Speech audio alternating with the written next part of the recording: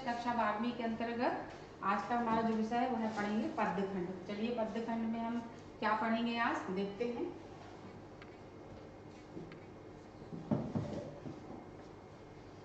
जैसा कि आप सब जानते हैं आज हम पढ़ेंगे घनानंद, है ना। तो यहाँ घनानंद जी के जीवन परिचय के विषय में हम पढ़ेंगे और समझेंगे। घनानंद हिंदी की रीति मुक्त काव्य धारा के कवि हैं। इनका जन्म 1658 ईस्वी में और मृत्यु 1739 में मानी जाती है। हिंदी में घनानंद और आनंद घन नाम के दोनों रचनाकारों को पहले एक ही माना जाता था, लेकिन आचार्य विश्वनाथ प्रसाद मिश्र ने दोनों कवियों को भिन्न भिन्न होना मान्य कर दिया। आचार्य रामचंद्र शुक्ल ने घनानंद को रीतिमुक्त काव्यधारा का श्रेष्ठ रचनाकार कहा। रीतिमुक्त काव्यधारा के श्रेष्ठ कवि घनानंद साक्षात रसमूर्ति है और किंवदंतियों के अनुसार घनानंद मोहम्मद शाह रंगीले के मीर मुंशी थे। सन 1739 ईस्वी में नादिर शाह द्वारा किए गए कत्लेआम में ये मारे गए। इस प्रकार से चलिए आगे पढ़ते हैं। अब इनकी रचनाएं पढ़ेंगे हम।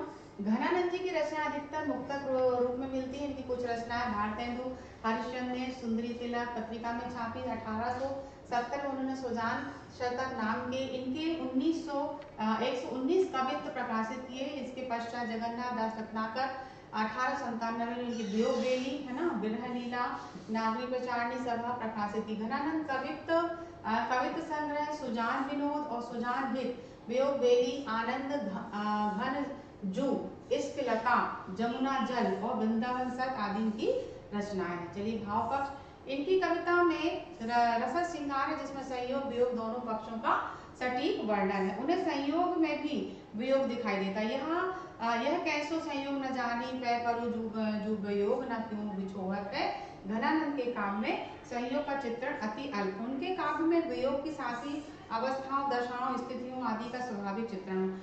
इन्होंने शब्दों के भावों का हृदय से साक्षात्कार किया है। अब आता है कला पक्ष। भाषा, उनकी जो भाषा ब्रज है, जो सजीव लाक्षणिक व्यंजना प्रचुर तथा व्याकरण सम्मत है। उनकी भाषा फारसी काव्य से प्रभावित होते हुए भी मौलिक है। दूसरा ध्वन्यात्मक शब्दों का प्रयोग किया है। फिर है तीसरा अलंकार। इनकी रचनाओं में अनुप्रास रूपक का प्रयोग सुंदर रूप में हुआ है। इस प्रकार भाषा, छंद, शैली, अलंकार और उनके अनुप्रयोग की दृष्टि से घनानंद की जो रचना है अत्यंत सरस और प्रौढ़ है। साहित्य में स्थान। आचार्य रामचंद्र शुक्ल के अनुसार घनानंद रीतिमुक्त काव्यधारा के श्रेष्ठ कवि हैं। घनानंद ने अपने पदों सुजान का इतनी तन्मयता से उल्लेख किया है कि उसका आध्यात्मिकरण हो गया। सुजान का उनके प्रेयसी का होना ही अधिक उपयुक्त लगता है और सुजान को श्रृंगार पक्ष में नायिका और भक्ति पक्ष में कृष्ण मान लेना ही उचित होगा। चलिए आप यहाँ से जो है घनानंद जी के पद है और ये घनानंद। अब देखिए थोड़ा सा भाव समझ लेते, भाव सार क्या है पद्य का। तो घनानंद के पद्मे नामक कविता में रचयिता रीति मुक्त कवि घनानंद जी हैं। उन्होंने अपनी प्रियतमा सुजान, प्रियतमा कौन, सुजान के वियोग में इन पदों को लिखा है। इनमें कवि के प्रेम की परिशुद्धि भावना के दर्शन होते हैं। घनानंद का प्रेम अनुभूत परिक है। वे वियोग श्रृंगार के कवि हैं। प्रिय की स्मृतियों का भावनाग्राही रूप उनके काव्य का प्राण है। प्रस्तुत पदों में वे प्रेम के स्वरूप की चर्चा करते हैं। वे कहते हैं कि अति सुधो स्नेह को मार्ग है और सच्चा प्रेम हृदय से किया जाता है। कहाँ से? हृदय से। वे बार बार उसके रूप को, चेष्टाओं को, उसके स्वभाव को याद करते हैं। प्रिय द्वारा किए गए उपेक्षा भाव की चर्चा करते। प्राकृतिक उपादानों के रूप में कोयल, वर्षा, बादलों के विरह को दीपकों की तरह चित्रित करते हैं। जैसे कि कारी पूरी कोयल कहाँ को बैर काढ़ती, है ना, कूकी अभय करे जो किन कोरी लय। घनानंद की उपमाएं एकदम कैसी है? नवीन है। कैसी है? नवीन है। चलिए अब यहाँ से ये इनके जो है ये पद्य शुरू होते हैं। आपहु तो मन हेरी हसे तिरछे करी नैनन नेह के चाव में, हाय दई सुबिसारी दई सुधी कैसी कहे सो कहो कित जाओ में। मीत सुजान अनीत कहा यह ऐसी न चाहिए प्रीति के भाव में, मोहन मूर्ति देखवे को तरसावत हो बसी एक ही गांव में। इस प्रकार से ये पद्य हुआ। चलिए इसका संदर्भ देखिए। प्रस्तुत सवैया रीतिकार कवि घनानंद द्वारा रचित घनानंद के पद नामक काव्य से लिया है। प्रसंग। इस सवैया में रीतिकार मुक्त काव्यधारा के श्रेष्ठ कवि घनानंद ने अपनी प्रेयसी सुजान को उलाहना दिया है और उसे क्या कहा? निष्ठुर। व्याख्या। कवि घनानंद अपनी पहले तो तुमने मेरे मन को ले लिया, चुरा लिया, और अब हंसकर मेरा और मेरे प्रेम का मजाक बना। तुमने अपने नेत्रों को टेढ़ा करके तथा प्रेम का प्रतिदान न करके उसे अस्वीकार करती हो। और निराश कवि भगवान से कहता है कि उसकी प्रेयसी ने उसकी स्मृति को बिसरा दिया। वह सुजान से भी पूछता है कि वह अपना प्रेम कैसे व्यक्त करे और सुजान को छोड़कर कहाँ जाए। कवि अपनी प्रेमिका को मोहन शब्द, किस शब्द से? मोहन शब्द से संबोधित करके अपने प्रेम की व्यापकता का परिचय देता। वह कहते हैं, मित्र सुजान, तुम मेरे ऐसा अन्यायपूर्ण व्यवहार क्यों करती, जबकि प्रेम में ऐसा नहीं होता। कवि प्रेयसी की सूरत देखने को अत्यंत व्याकुल है और उससे मिलने की इच्छा उनके मन में बलवती होती है। और कवि कहता है कि उसकी प्रेयसी एक ही गांव में अर्थात मोहम्मद शाह रंगीले के दरबार में नर्तकी के रूप में उपस्थित होते हुए भी जहाँ कवि स्वयं एक दरबारी कवि है, उससे बहुत दूरी बनाए रहती है। प्रेयसी सुजान की यह निष्ठुरता कवि के लिए कैसी है? असहनीय है। काव्य सौंदर्य, ब्रज भाषा का सुंदर प्रयोग हुआ, सवैया छंद, मुक्तशैली, वियोग श्रृंगार, अनुप्रास व यमक अलंकार द्रष्टव्य है। तो यहाँ पर सुजान की प्रेयसी जो है, जो कवि की जो प्रेयसी है सुजान, उसका यहाँ पर वर्णन किया गया है। चलिए, ये दूसरा पद है। पहले अपनाए सुजान सनेह सो क्यों फिरी नेह के तोरियो जी, निर्धार आधार है धार मझार दई गही बाह न बोरियो जू, घन आनंद अपने चातक को गुण बांधी लय मोह न छोरियो जी, रस प्याय के जगाए बढ़ाए के आस विसास में यो विष घोरियो जू। इस तरीके से ये जो दूसरा पद मैंने पढ़ा। चलिए, जैसे कि मैंने कहा, संदर्भ इसी पाठ का है, प्रसंग यहाँ बदल जाएगा। यहाँ कभी अपनी प्रेयसी सुजान से प्रेम ना तोड़ने के लिए प्रार्थना कर रहा है। व्याख्या समझिए। कवि पर आनंद कहते हैं, सुजान, पहले तो तुमने मुझे प्रेम बस अपना लिया और मुझसे प्रेम किया, परंतु अब क्यों प्रेम को तोड़कर मैं इस प्रेम की मझधार में बिना किसी आधार के हूँ, ऐसी स्थिति में मेरी बाह पकड़कर उसे छोड़ो नहीं।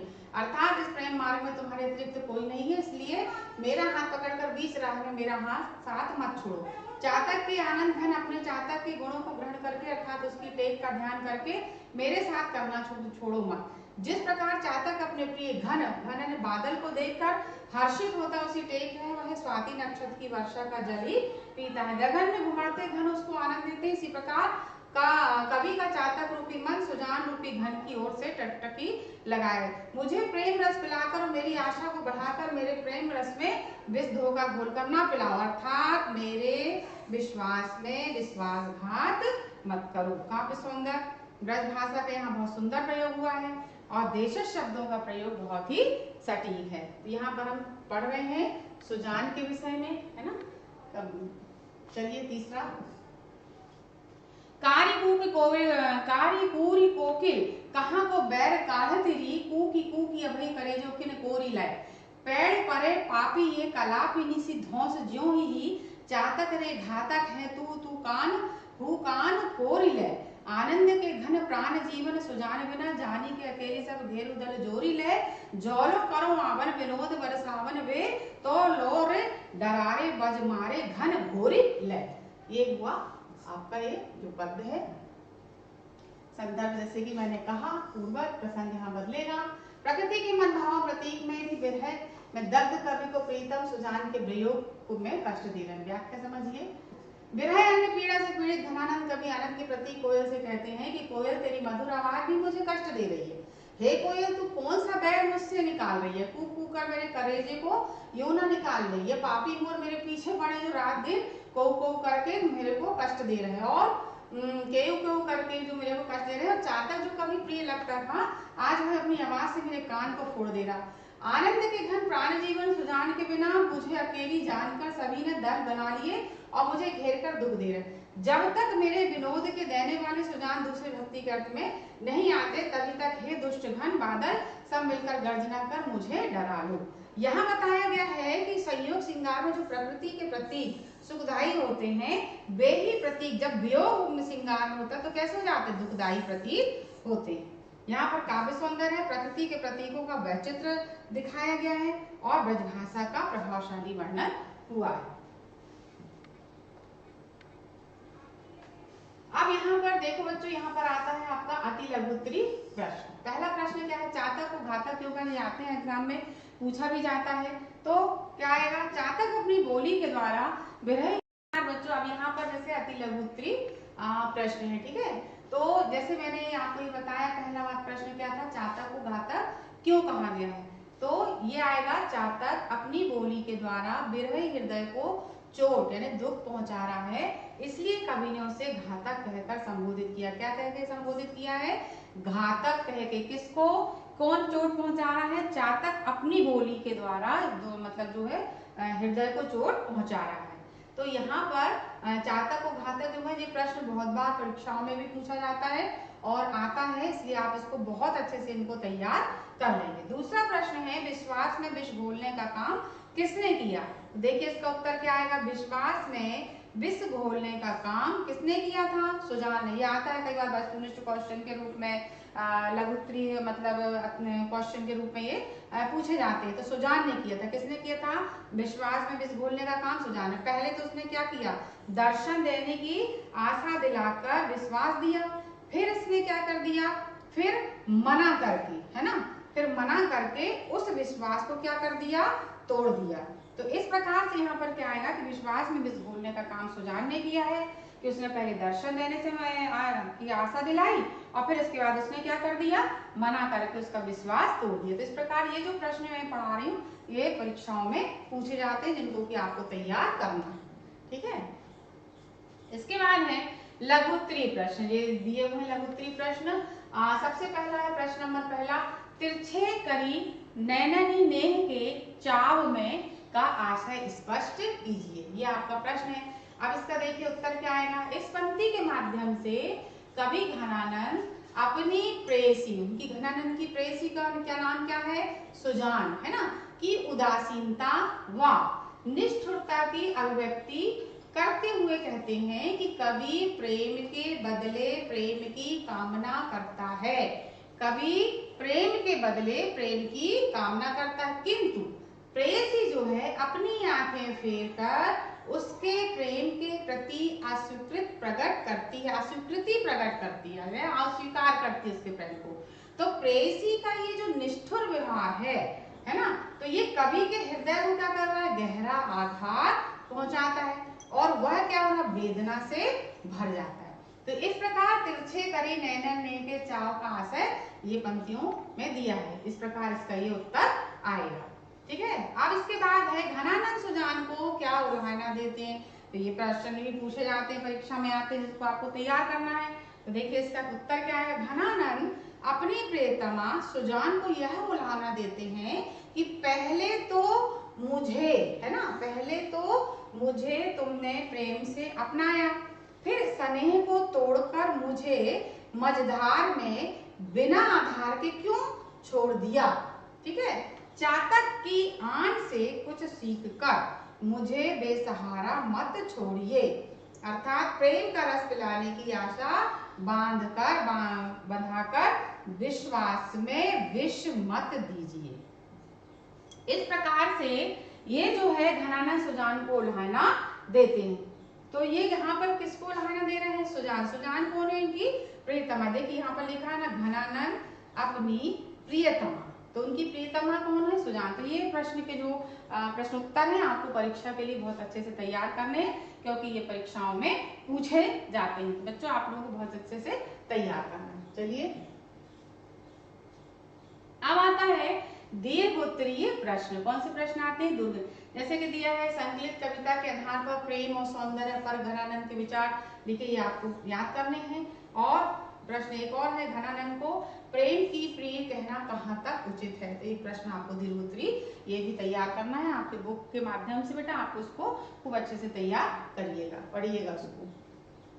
फिर इसके बाद है निम्नलिखित शब्दों के पर्यायवाची शब्द लिखो, ठीक है ना। पर्यायवाची शब्द का तो अर्थ आप लोग को मालूम होगा कि जैसे एक शब्द के कितने और भी शब्द होते हैं ना। तो कैसे, जैसे नेत्र, तो नेत्र का क्या दिया इसमें, देखो दे दिया दृग, लोचन, नयन। क्या दिया, दृग, लोचन और नयन। फिर दिया है मार्ग, मार्ग का क्या दिया है, पथ, मग, राह, पथ, मग और राह, ठीक है। तो आनंद का ऐसे दिया हुआ है, आनंद का क्या दिया हुआ है, आमोद, प्रमोद और उल्लास।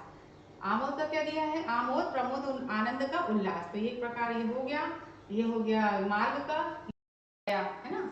दया का क्या आएगा बेटा? कृपा, करुणा और रहम। फिर है कठोर, कराल, निष्ठुर और कठिन। इस प्रकार से फिर आता है घनानंद के संकलित छंदों में कौन सा रस है? तो आप लोगों को मालूम है कि जैसे कि घनानंद जो है वो किसके? श्रृंगार रस के कवि, रीति काल के कवि है, तो वो श्रृंगार रस, उनके छंदों में कौन सा रस है? श्रृंगार रस। इस प्रकार से बच्चों मैंने आपको ये घनानंद जी का जीवन परिचय और उनके भाव पक्ष, कला पक्ष, साहित्य में स्थान, इसके अलावा उनके जो पद्य हैं, इसके उसमें जो संदर्भ, प्रसंग, व्याख्या, प्रश्न उत्तर, ये ऐसा पूरा मैंने आपको समझाया, पढ़ाया। आपको बहुत अच्छे समझ में आएगा बेटा। आप परीक्षा के लिए बहुत अच्छी तैयारी करें, इसके व्याख्याओं को, इसके प्रश्नोत्तरों को बहुत अच्छे से तैयार करें और परीक्षा के लिए अच्छे से अच्छी तैयारी करते चलें बेटा। धन्यवाद।